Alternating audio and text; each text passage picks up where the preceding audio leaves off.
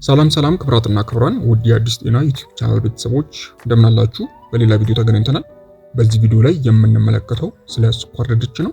እንግዲህ ስኳር ድንች ከጣዕሙ ባለፈ ለጤናችን እጅግ አስፈላጊ የሆኑ ንጥረ ነገሮችን አጭቆ የያዘ የተፈጥሮ ስጦታ ነው። እናም በዚህ ቪዲዮ ላይ አስደናቂ የሆኑ የስኳር ድንችን ስትመገቡ የምታገኟቸው የጤና ጥቅሞችን እንዲሁም እንዴት መመገብ እንዳለባችሁና ስትመገቡ ስለምትሰሯቸው አንዳንድ ስህተቶችን እንዲሁም በመጨረሻም እንግዲህ ከስኳር ታማሚዎች ጋር ተያይዞ ስኳር ድንች ያለውን ጠቀሜታ ወደ እናንተ የማደርስ ይሆናል ማለት ነው። ቪዲዮውን እስከ መጨረሻው ተከታተሉ፣ የምትጠቀሙ ይሆናል ማለት ነው። እንግዲህ ከዛ በፊትም ሁላችሁም ይህንን ቪዲዮ ላይክ በማድረግ ጀምሮ እንዲሁም ለዚህ አስተማሪ ቻናል አዲስ ከሆናችሁ ሰብስክራይብ በማድረግ ቤተሰቡ ነው።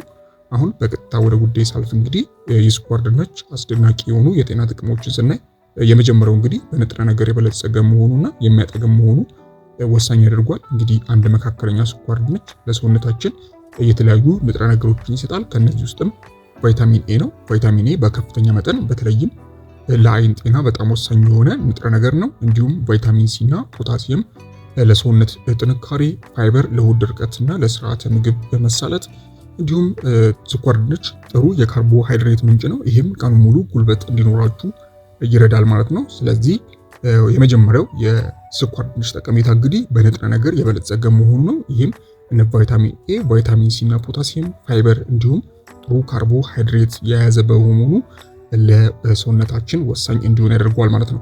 ወደ ሁለተኛው ስናልፍ ሁለተኛው ስኳር ድንች እንግዲህ ለአይን ጤና ወሳኝ ነው። የስኳር ድንች ብርቱካናማ ቀለም የቤታ ካሮቲን መኖር ምልክት ነው። ይህም ንጥረ ነገር በሰውነታችን ውስጥ ወደ ቫይታሚን ኤ በመቀየር የእይታ አቅማችንን ይጨምራል። በተለይም በምሽት የማየት ችግርን ይከላከላል ማለት ነው። በተለይም እድሜያችሁ እየጨመረ ሲመጣ ከአይን ህመም ጋር ተያይዞ ለሚመጡ ችግሮች ስኳር ድንች ከወዲሁ እንድትከላከሉ ያስችላችኋል ማለት ነው። ሌላው ለልብ ጤና ነው።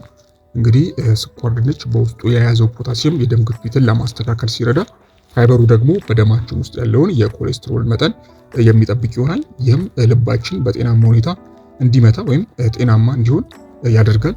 ወደ ቀጣይ ስናልፍ እንግዲህ ስኳር ድንች የበሽታ የመከላከል አቅምን ያጠናክራል። እንግዲህ ስኳር ድንች በውስጡ እንደነገርኳችሁ ቫይታሚን ኤ እና ቫይታሚን ሲን ይዟል።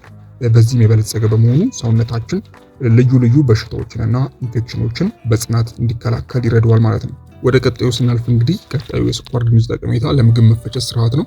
ስኳር ድንች ከፍተኛ የፋይበር መጠን ስላለው የምግብ መፈጨትን ያፋጥናል፣ የሆድ ድርቀትን ይከላከላል፣ በአንጀት ውስጥ ያሉ ጠቃሚ ባክቴሪያዎችን ይመግባል፣ እንዲራቡም ያደርጋል ማለት ነው። በተቃራኒው ደግሞ ኔጌቲቭ የሆኑ ማለትም አሉታዊ ወይም የማይጠቅሙ ባክቴሪያዎችን የማስወገድ አቅም ይኖረዋል ማለት ነው። ወደ ቀጣዩና ወደ ስድስተኛው ስናልፍ ስድስተኛው የሰውነት ክብደትን ለመቆጣጠር ነው። ስኳር ድንች ፋይበርና ውሃ በውስጡ ስለሚይዝ ቶሎ የመጥገብ ስሜት ይሰጠናል። ይህም የረሃብ ስሜት እንዳይሰማና አላስፈላጊ ምግቦችን ደጋግመን እንዳንመገብ በማድረግ ክብደትን ለመቀነስ ይረዳል ማለት ነው። እንግዲህ ሌላው የስኳር ድንች ጠቀሜታው እንግዲህ እብጠትንና ህመምን ለመከላከል መርዳቱ ነው።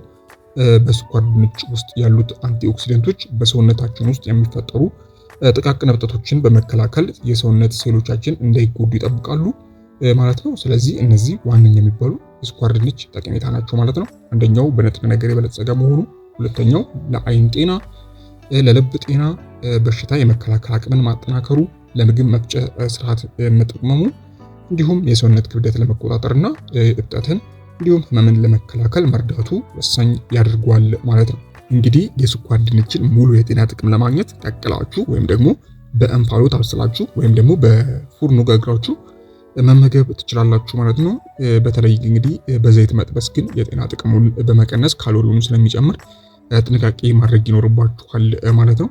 ከዚህ ጋር ተያይዞ እንግዲህ ስኳር ድንች ለስኳር ታማሚዎች ተስማሚ ነው ወይ የሚለውን ስናይ እንግዲህ ብዙዎቻችሁ ስኳር ድንች ስሙ ራሱ ስኳር ነውና ለስኳር ህመምተኛ ተስማሚ ነው ብላችሁ ጠይቃላችሁ። መልሱ አዎ ነው።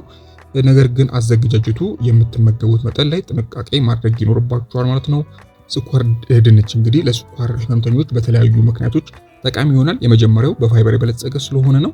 እንዲሁም ቫይታሚን ኤ፣ ቫይታሚን ሲን ይዟል። እንዲሁም ዝቅተኛ ግላይሴሚክ ኢንዴክስን ይዟል። በተለይ ተቀቅሎ ሲበላ እንደ ተራው ድንች ወይም ነጭ ድንች ማለት ነው የደም ስኳርን በአንዴ አይሰቅልም። በዚህም ተመራጭ ያደርገዋል ማለት ነው።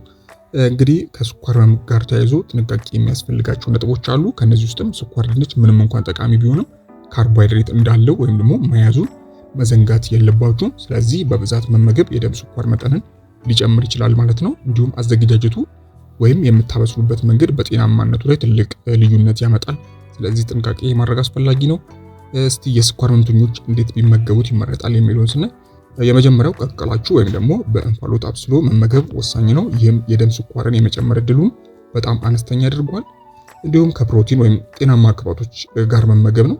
ለምሳሌ ከእንቁላል፣ ከጥራጥሬ ወይም ባቄላ እንዲሁም አተር ወይም ከአቮካዶ ጋር ማዋሃድ ወሳኝ ነው። ከዚህም በተጨማሪ መጠኑን ማመጣጠን አስፈላጊ ነው። ግማሽ ኩባያ ወይም አንድ ትንሽ ስኳር ድንች ለአንድ ጊዜ ብቻ በቂ ነው።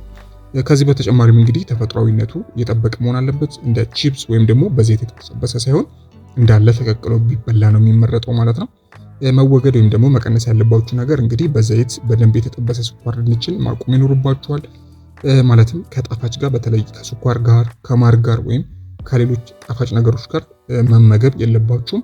ሌላ ምግብ ሳትጨምሩ ስኳር ድንችን ብቻውን ነው በብዛት መመገብ ያለባችሁ ማለት ነው።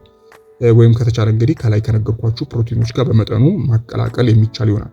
ከዚህ ጋር ተያይዞ እንግዲህ ስኳር ድንች ከፕሮቲን ወይም ጤናማ ቅባት ካላቸው ምግቦች ጋር አጣምሮ ወይም አንድ ላይ መመገብ የደም ስኳር መጠን እንዳይዋዥቅ ወይም ለመቆጣጠር ይረዳል። ይህም ደግሞ የስኳር በሽታን በአግባቡ ለመቆጣጠር ቁልፍ መንገድ ነው ማለት ነው። በአጠቃላይ ስኳር ድንች ለስኳር ህመምተኞች የተከለከለ ምግብ አይደለም። ነገር ግን እንደ ልብ ወይም ደግሞ እንደፈለጋችሁ ያለ ገደብ የሚበላም አይደለም። ጤናማነቱ ሚስጥር ያለው ባዘገጃጀቱ፣ በምትመገቡት መጠንና አንድ ላይ አብሮ በሚቀርበው የምግብ አይነት ነው ማለት ነው። ስለዚህ በዚህ መንገድ ለስኳር ህመምተኞች ወሳኝ እንዲሆን ያደርገዋል ማለት ነው። በአጠቃላይ እንግዲህ የስኳር ድንች ወሳኝ የሚባሉ የጤና ጥቅሞች ይህንን ይመስላል። ከዚህ ጋር ተያይዞ እንግዲህ ማንኛውም ሀሳብ፣ አስተያየት እንዲሁም ጥያቄ ካላችሁ በታች በኮሜንት ማስፈሪያው ላይ ማስቀመጥ የምትችሉ ይሆናል ማለት ነው። እስከ ቪዲዮ ፍጻሜ አብራችሁኝ ስለነበራችሁ እጅግ በጣም አመሰግናለሁ። ፈጣሪ ያክብርልኝ። በቀጣይ እንግዲህ በሌሎች ቪዲዮዎች የምንገናኝ ይሆናል። እስከዛው በያላችሁበት ፈጣሪ ሰላሙን ያብዛላችሁ። ደህና ሁኑ። ቻው